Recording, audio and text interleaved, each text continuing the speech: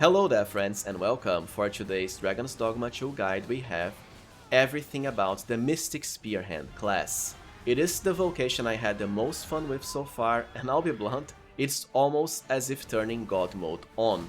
Because you'll not only be the best at defenses, with access to the ultimate tanking ability in the game that makes all of your party members, including yourself, completely invulnerable to damage and stagger, as to prevent enemies from doing anything at all, followed by amazing offensive potential, with a lightning fast flurry of clone attacks to demolish bosses, amazing crowd control potential to instantly paralyze common enemies and even slow down bosses, and lastly extreme movement potential and utility as you quickly teleport from enemy to enemy, followed by your heavy damage attack burst.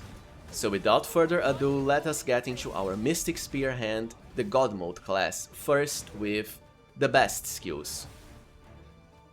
The first two skills you wanna cover are actually part of your basic, default Mystic Spearhand skill set, but mastering them both is essential to playing the class optimally. First we have your Redouted bolt ability. By default, it only fires very weak bolts that barely deal any damage. However, by charging it, it will quickly become Forebeding bolt, a stronger variant, which is what we want. When you unleash the charge variant of the bolt, it will automatically paralyze all common enemies, which prevents them from taking any actions. It does work on bigger targets, like bosses as well, but will only slow them down instead. And the best part is charging your bolt does not cost any stamina whatsoever and can be used even when performing other attacks or moving. Your bolt ability can also be enhanced into Scattering Bolt, which increases the range of the bolt so you can hit multiple enemies with it. Just be wary that the burst has rather short area of effect, so if the enemies are too far away, it's not gonna hit them. Lastly, Quick Thought for an amazing teleportation ability to close in the distance and start your follow-up heavy attack combo that I'll explain now, as it will be your bread and butter Mystic Spearhand strategy. Your bolt ability also has amazing synergy with your heavy Mystic Spearhand normal attack, Magike Cut, because when you use it on an enemy that's been paralyzed, they will take much higher damage. Usually either outright one-shotting or almost one-shotting most of the common enemies, while they are left defenseless. They don't necessarily have to be paralyzed by the bolt for this to work, as it also works if they are downed, knocked off balance, or not expecting the attack. But when it comes to paralyzation, you at least have a way to always force that through your bolt ability. Mastering these two skills is essential because they will be your bread and butter Mystic Spearhand abilities, because first, they won't cost any stamina, as they are just normal attacks. Second, because your bolt ability can be charged when performing other attacks, you can actually keep it on forever. And ideally, you'll always wanna keep the button pressed down to constantly charge Redouted bolt more and more. For example, you can start the battle by charging it, unleash your bolt, do your follow-up attacks, and while doing the animation you can still keep the bolt charged, so that once you finish downing the enemy, you can just use it again and again and again and so on, so the combo can repeat itself. Now that we know how to properly play our Mystic Spearhand with your default skills, let's get into the best skills you can acquire instead. And I wanna start with definitely the best of them all, Mirror Shield. There's really no other words to put it other than overpowered, because it's exactly what the skill is. It's essentially the best defensive skill in the entire game by far. As I mentioned before, by turning it on you essentially acquire God mode.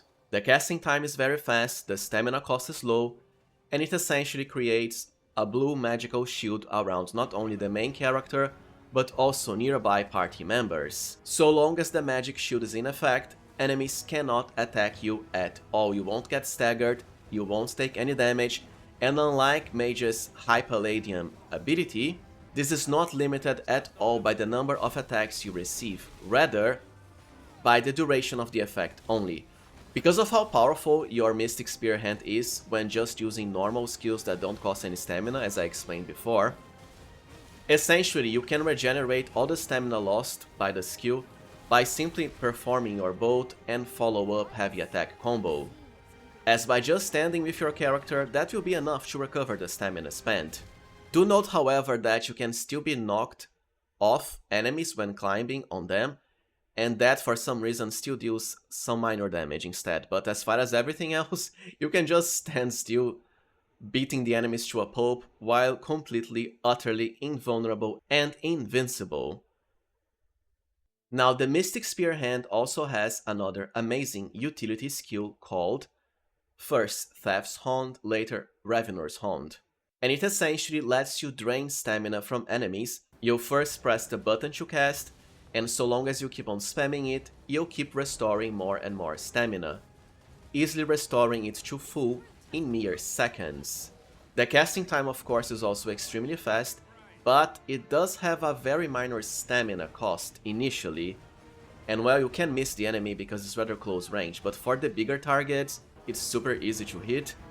Even the smaller enemies, because you can just paralyze them with your bolt before.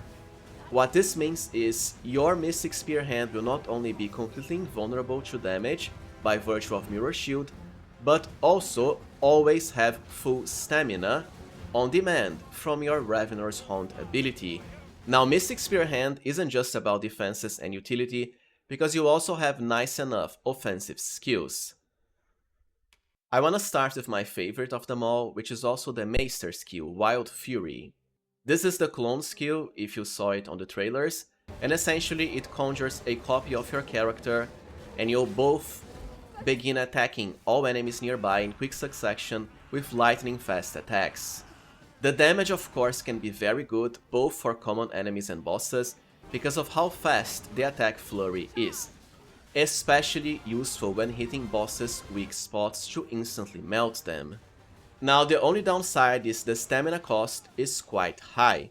However, as I've just explained, you do have an ability that easily lets you recover all of your stamina, and you can combo both Wild Fury into Ravenor's Hand and back and forth quite fast, so you'll never run out.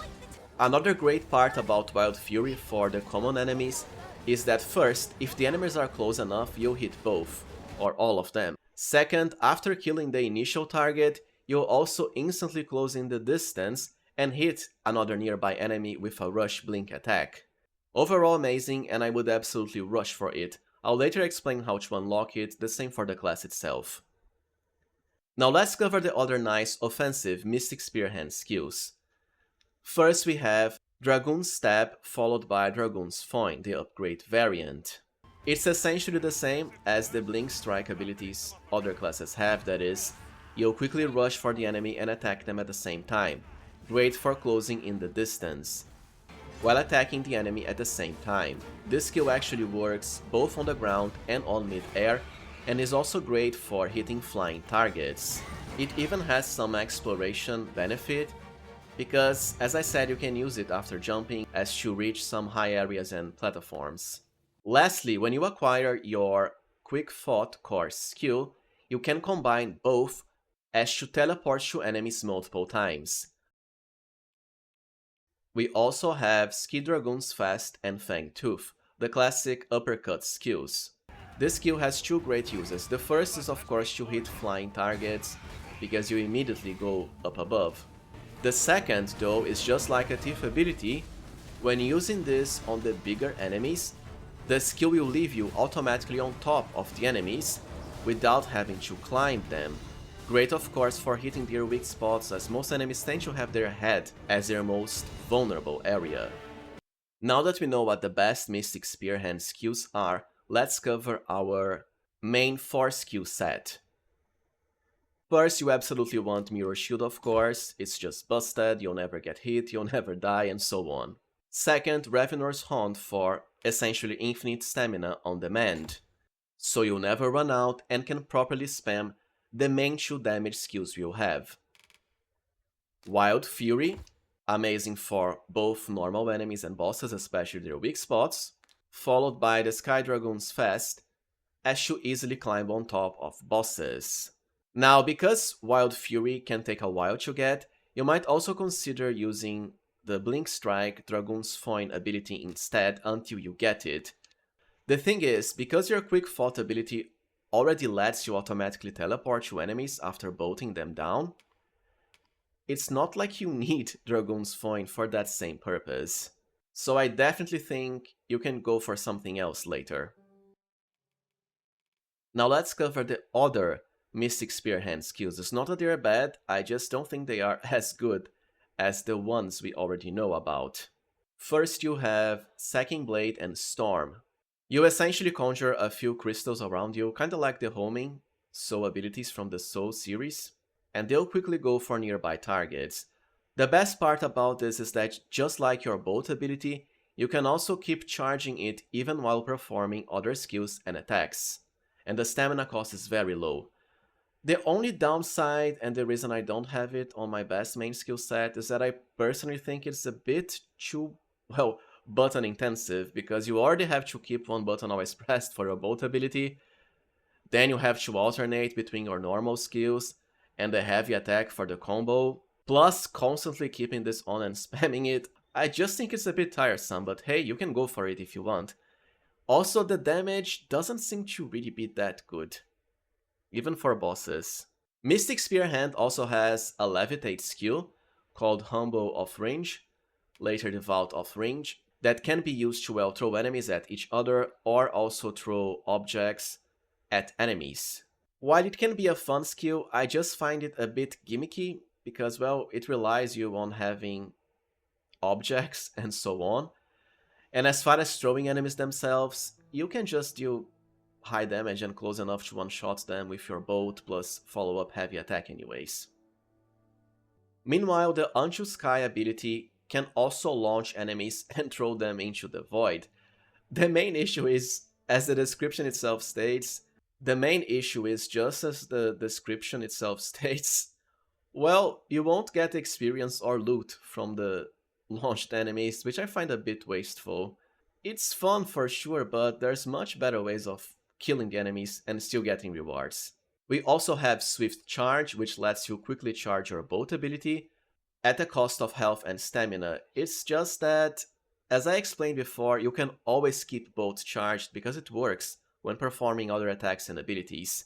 While charging it to the max requires way more time than you would do in combat, the main difference is it will just leave the enemy paralyzed longer, but for normal enemies you are quickly one-shotting them through the follow-up heavy attack anyway, so I don't see much of a point.